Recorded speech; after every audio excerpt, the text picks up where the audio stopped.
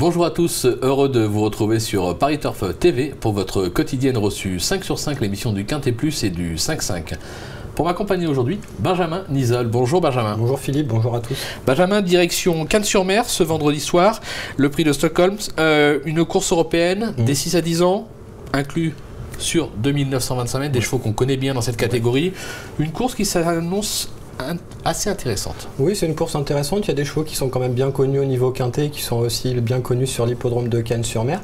Je pense que les plus riches devraient pouvoir s'illustrer, d'autant qu'ils s'élancent tous du même échelon de départ. Il n'y a pas de rendement de distance cette fois-ci. Donc ça va être intéressant. Les meilleurs devraient pouvoir s'exprimer. Eh ben, on va voir quels sont les meilleurs que vous avez placés en tête de votre sélection. On vous écoute, Benjamin. Alors, ça sera des femelles, essentiellement. Donc le 10, Global Midnight, devant le 12, Sophie Duvif, le 14, Tolima, le 15, Sage de Guérinière, le 11, Récital Carizé, le 7, Viscaria, le 9, Armando Kevitchov et le 8, Slow du Beauvoisin. Donc, on l'aura compris, un trio de femelles au départ de cette épreuve avec le 10, Global Midnight, 100% de réussite à Cannes-sur-Mer, 2 victoires, un accessite, une victoire sur 2925 et une victoire sur 1609 mètres, donc un cheval qui sait tout faire, enfin une jument qui sait tout faire plutôt.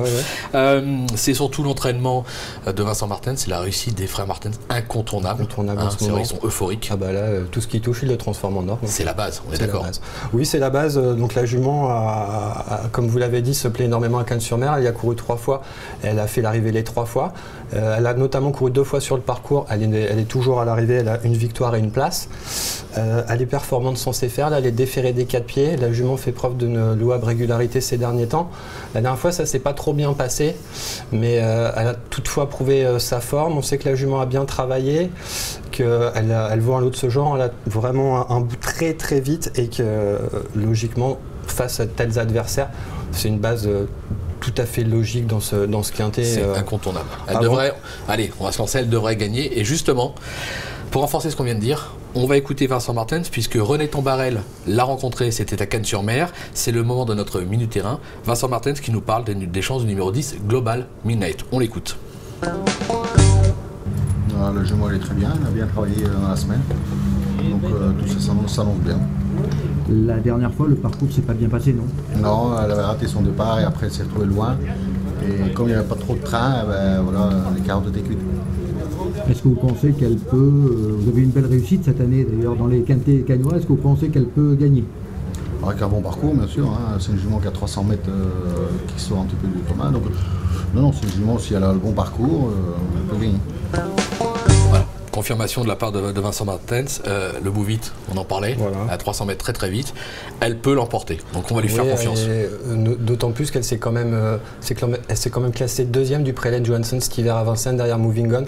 C'est un petit groupe au jour du prix d'Amérique, donc voilà, sur cette valeur-là, je pense que elle est même déclassée sur cette valeur-là. Voilà. Vous lui opposez le numéro 12, Sophie Duvif, elle aussi 100% de réussite sur le parcours, elle est au top, là aussi on se dit au papier incontournable. Oui, elle est incontournable. C'est une jument qui s'est surtout révélée dans le Trophée Vert il y a quelques saisons, parce qu'elle avait du mal notamment sur les pistons durs, donc ça lui a fait énormément de bien d'évoluer dans ce genre de tournoi. Sur les pistes en herbe, exactement.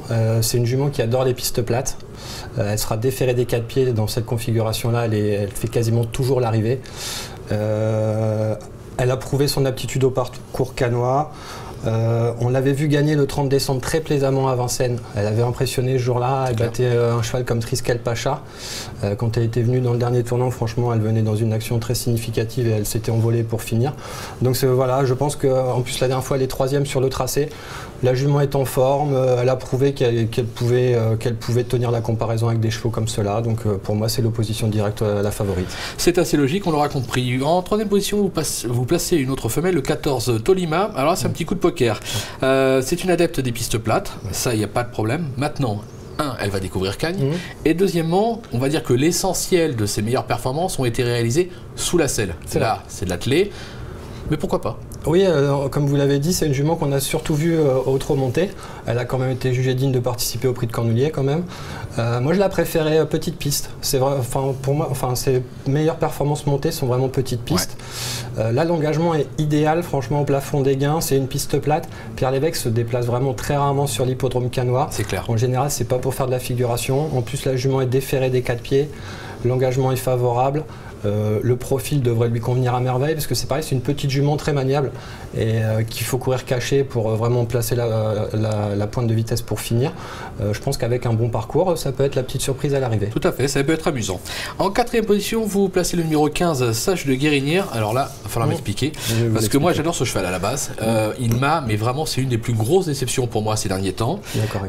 Mais j'ai une petite idée. Est-ce qu'il n'y aurait pas une histoire d'engagement là-dessous? Oui, mais je suis entièrement d'accord avec vous. Moi aussi, c'est un cheval que j'aime énormément, qui a beaucoup déçu durant le meeting. Bon, alors là, voilà, là, il a l'engagement rêvé au plafond des gains. On sait qu'il travaille super bien le matin, que l'après-midi en course, il a du mal à répéter. Voilà, moi je lui accorde un crédit là. C'est pour ça que je l'ai quand même rentré dans les 5. Crédit, on est d'accord. Pour moi, c'est un dernier crédit parce que s'il ne fait pas l'arrivée cette fois-là, je pense que ça sera compliqué parce que là, vraiment, l'engagement est idéal. Le cheval a plusieurs cours dans les jambes. Action, piste plate. C'est un cheval en valeur intrinsèque, il vaut ça. Il l'a prouvé par le passé. Techniquement, sur ses performances, il est incontournable au papier. Il est incontournable. Après, sur sa forme. Du moment, réellement, quoi, et à la lecture de ses pairs, c'est vrai que c'est difficile à recommander. C'est plus compliqué. Mais avec l'engagement, voilà, c'est aujourd'hui ou jamais. Il faut prendre des risques, on les prend ces risques. Derrière, alors, la même combat, même punition, le 11, Récital Carizé, là aussi, très, très, très décevant. Maintenant, c'est Yannick Alain Briand, on va pas oublier qu'on est à Cannes-sur-Mer, c'est un peu le patron. S'il insiste, là, c'est pas pour faut y voir un signe. Voilà, c'est exactement la réflexion que j'ai eue là-dessus. Moi je le juge pas sur ses 3 dernières tentatives, je le juge sur la performance d'avant le 8 décembre où il gagnait sur le parcours en 14-7, il battait des chevaux du même acabit. Tout à fait. Et aussi il faut se rappeler qu'il avait quand même fait l'arrivée en marchant 14 sur le parcours. S'il marche 14 demain, jeudi, le cheval sera assurément à l'arrivée. Mais après, voilà, on a un doute concernant sa forme et sa capacité à répéter en course. Mais Yannick l'a travaillé plus durement cette semaine pour justement qu'il ait en tirer la quintessence, quoi. Pour en tirer la quintessence et qu'il ait vraiment une idée de son réel état de forme, quoi. Donc c'est pareil, pour moi, c'est un pari amusant pour les accessites. Je ne dis pas qu'il va gagner, mais je pense qu'il y a quand même 2-3 bases solides avec Global et Sophie Duvif. On a vraiment 2 bases incontournables, logiquement. On part de ces 2-là. Après derrière, pour moi, Tolima, j'aime beaucoup aussi, mais voilà, ça c'est un peu. Voilà, mais Tolima, pourquoi pas? On l'a dit, c'est en valeur intrinsèque, ça a couru le Cornulier, donc voilà, ça a déjà bien couru à l'attelé. Il n'y a aucune raison que ça ne fasse pas l'arrivée. Après, derrière, c'est des petits coups de poker. Voilà, derrière, on peut s'amuser un peu. Il y a toujours une petite fève qui vient faire l'arrivée. De toute façon, à Cannes, il faut toujours s'amuser un petit peu. Voilà. C'est un hippodrome, on a toujours des petites surprises pour les 4-5e places. Donc, on va s'en méfier. Je pense que vous avez bien synthétisé la course. Comme d'habitude. J'espère. J'espère d'avoir fait le monde. Écoutez, Benjamin, je vous remercie pour toutes ces informations. Moi, je vous donne rendez-vous demain. Ce sera Lucie Van Écoute avec Mathieu Le Balleur pour un Quintet Plus 5-5 à Vincennes. Et je vous donne rendez-vous le jour d'après, où là ce sera pour un Quintet Plus 5-5 à Auteuil avec Stéphanie Chastin. Voilà, tout est dit ou presque. Bonjour à tous, merci et à très vite sur le plateau. Au revoir. Au revoir.